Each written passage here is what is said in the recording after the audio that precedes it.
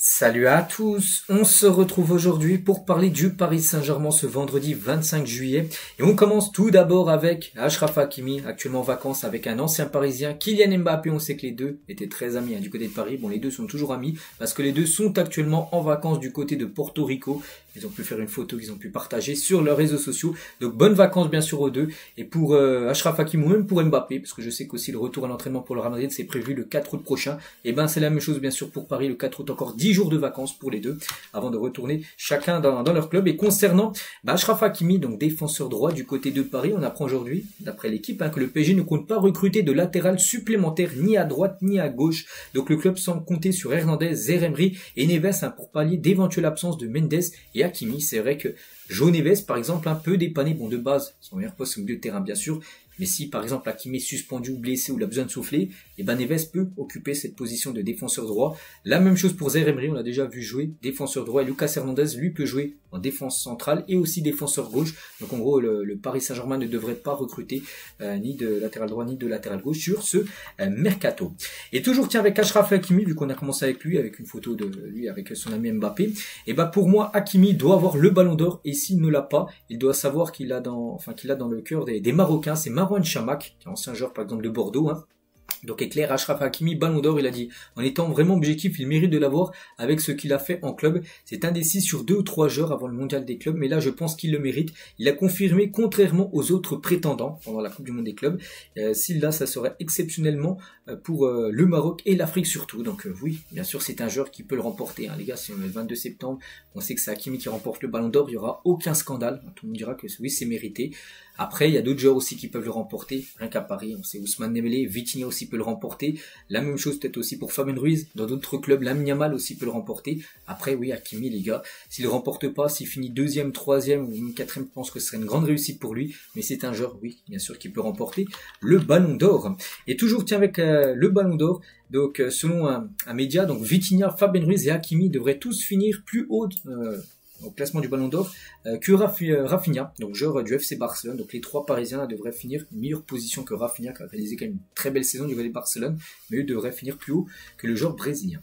Et concernant le grand favori au Ballon d'Or, ça bouge pas les gars, ça reste toujours Ousmane Dembélé, à quasiment, on va dire un peu moins de 2 mois, ce sera le 22 septembre. Donc la saison stratosphérique d'Ousmane Dembélé, un petit rappel, il a joué quand même 53 matchs, 35 buts, 14 passes D. Donc il reste à l'heure actuelle toujours le grand favori pour remporter le futur Ballon d'Or. On continue les gars, on va parler de toute autre chose, on va parler de Donnarumma. Et le PSG ne veut pas revivre la même chose avec Donnarumma qu'avec Kylian Mbappé. Les négociations autour de la prolongation de contrat de Donnarumma en fin de contrat en 2026, là dans moins d'un an, 30 juin 2026, sont au point mort depuis un an. C'est vrai qu'on en parle beaucoup, mais pour l'instant il n'y a aucune avancée, ça bouge pas. On avait parlé que ça allait s'accélérer après la Coupe du Monde des clubs. Bon, ça fait déjà une dizaine de jours que la Coupe du Monde des clubs est finie. Il n'y a aucune accélération, rien du tout. Même son agent dit que c'est au point mort actuel. Donc Paris veut éviter un nouveau feuilleton interminable par rapport à une prolongation de Mbappé. Donc en gros, la décision va être prise. C'est soit il prolonge là pendant cet été, pas de souci, il reste un nouveau contrat pour lui, parfait. Ou soit il prolonge pas et il sera vendu. Il sera vendu pour éviter de le perdre libre, comme Mbappé, en gros, qui ne voulait pas prolonger, et du coup qui est parti libre tout simplement, qui n'a pas voulu lever son option, une année en option. Mbappé, on sait, il avait quitté le club l'année dernière. Voilà, pour Donnarumma, pour être vendu, pour éviter bien sûr de voir partir libre le gardien italien l'année prochaine. Et en cas de départ, il y a déjà un nom qui circule, c'est Lucas Chevalier, le gardien de Lille, et l'avenir de Lucas Chevalier pourrait dépendre de celui de Donnarumma. Le PSG garde un œil sur le français en cas de départ de leur gardien italien, donc le portier de Lille, donc Lucas Chevalier, a déjà refusé les propositions de Bournemouth et d'un autre club anglais également intéressé par lui, peut-être parce qu'il se dit, peut-être il attend le PSG, pourquoi pas, parce qu'il se dit peut-être que si Donnarumma venait à quitter Paris, il serait peut-être le choix numéro 1, et bien sûr en plus pour avoir une place de numéro 1 du côté du Paris Saint-Germain. Donc voilà, pour l'instant Lucas Chevalier qui a un contrat encore jusqu'en 2027, du côté de Lille, encore 2 ans de contrat, et voilà, et on se dit que oui, ça peut être peut-être le futur gardien de Paris si, bien sûr, Donnarumma venait à quitter le club. Il n'y a aucun clash, mais si le PSG arrive avec une offre autour de 40 millions d'euros ou plus, tout laisse à penser que Lille lâchera son gardien de but. Voilà, donc je sais pas qui est le meilleur. Donnarumma, il est très bon. Lucas Chevalier aussi, je regarde de temps en temps le match de Lille aussi, c'est un très bon gardien. On verra, mais voilà, tout devrait être fixé là dans les prochaines semaines. Et tiens, si vous voulez avoir par exemple le point sur les stats des 2 gardiens de la saison dernière, donc par exemple, Donnarumma il a joué 47 matchs, Lucas Chevalier il a joué 48 matchs, on peut voir les buts encaissés qui a le meilleur ratio, les arrêts par match, les passes réussies et les passes réussies vers le camp adverse pour voir à chaque fois qui a mieux par rapport soit le gardien français, soit le gardien italien. Donc après, c'est quasiment du kiff-kiff. Hein. C'est vrai qu'ils se ressemblent beaucoup les deux gardiens sur les statistiques. Donc voilà. Concernant bien sûr le poste de gardien de but et par rapport à Donnarumma, je dis, hein, s'il venait à partir, hein, et ben si d'après l'équipe, si Donnarumma venait à quitter le PSG, sa destination pourrait être Chelsea. Voilà. Donc le club londonien en effet ciblé le gardien italien et est très attentif à sa situation en cas de départ. Ben, il pourrait passer à l'action de Chelsea pour s'offrir le gardien Donnarumma. On continue les gars avec toute autre chose. Et si une équipe européenne peut se permettre de recruter Alexander Isak, cela pourrait être le PSG.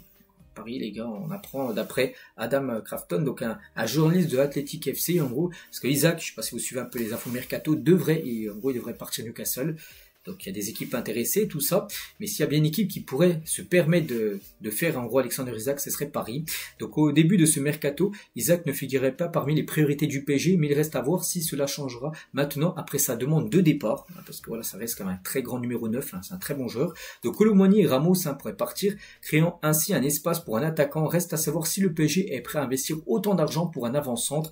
Donc voilà, confirmation. Donc déjà Rodrigo ne figure pas dans les plans du PSG. Et le prochain joueur qui va rejoindre le PSG sera Zerbani. Donc voilà, c'est ce journaliste qui a parlé un peu du mercato parisien, avec Zerbani qui devrait être la future recrue parisienne.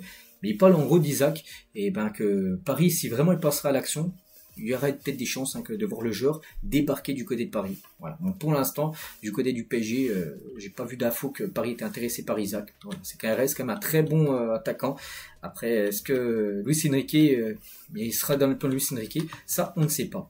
Et voilà, concernant bien sûr Isak avec Zerbani. On continue avec Gonzalo Ramos. Donc plusieurs clubs européens ont manifesté de l'intérêt pour Gonzalo Ramos, notamment l'AC Milan, hein, qui est très intéressé, mais le club se concentre principalement aussi sur Vlahovic. Ils essayent Vlahovic, si c'est pas possible, ils essaieront de faire Gonzalo Ramos.